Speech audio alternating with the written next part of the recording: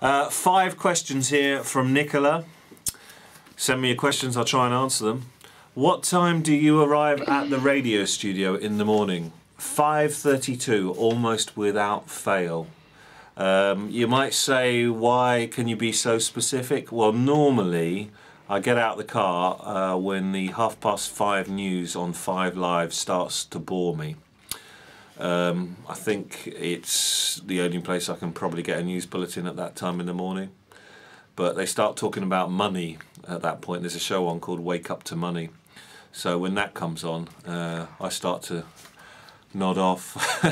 But without fail, almost to the minute. You know, minutes are everything when you do a morning show. So 5:32. Question number 2. Is it time to stop the wind-ups? I don't want to be known for wind-ups. I vowed I would never do them when I came to Metro in 1996. The strange thing is we did a couple very early on that weren't intended as wind-ups. They were just sort of comedy calls relating to something that was in the news. And on they went and people sent them in.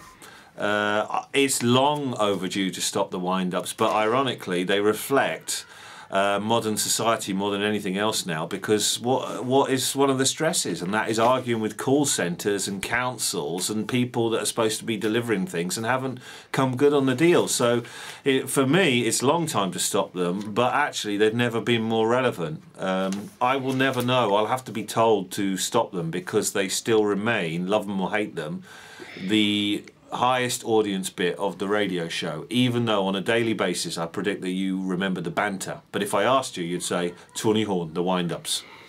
Question number 3. Who are your broadcasting heroes? Almost nobody in radio, seriously. When I was living in London, a station launched in 1988 called GLR. There was a guy on there called Nick Abbott who's done a lot of phone-in shows. I thought he was brilliant. I still think he's brilliant whenever I hear him. He's got attitude. He's himself, and he does the show for the punters. He doesn't do the show with any fear of management.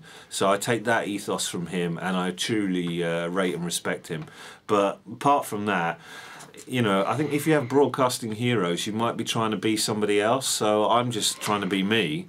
Although I do hugely admire Peter Jones, Radio 2 as it was then, would be 5 Live now, football commentator from 70s and 80s, and of course the legend Australian Richie Benaud, the greatest broadcaster I have ever heard in any medium. Wonderful. Number 4. When did you first go on a proper radio station?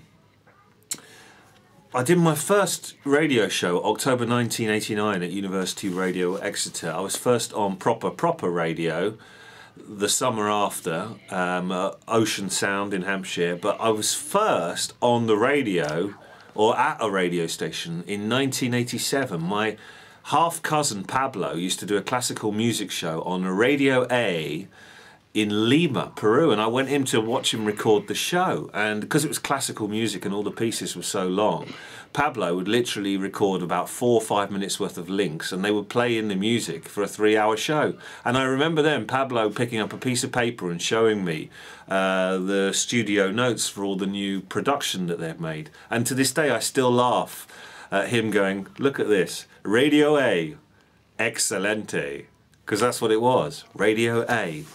Excellent. Last question. Do you think you will stay on the radio forever? Whew. In this business, you take each day as it comes. I've always said that I'll probably die on the radio, in the pub, or on the way to the radio or the pub. I've got a radio contract till the end of December next year. I've got no plans after that. I feel better than ever about it.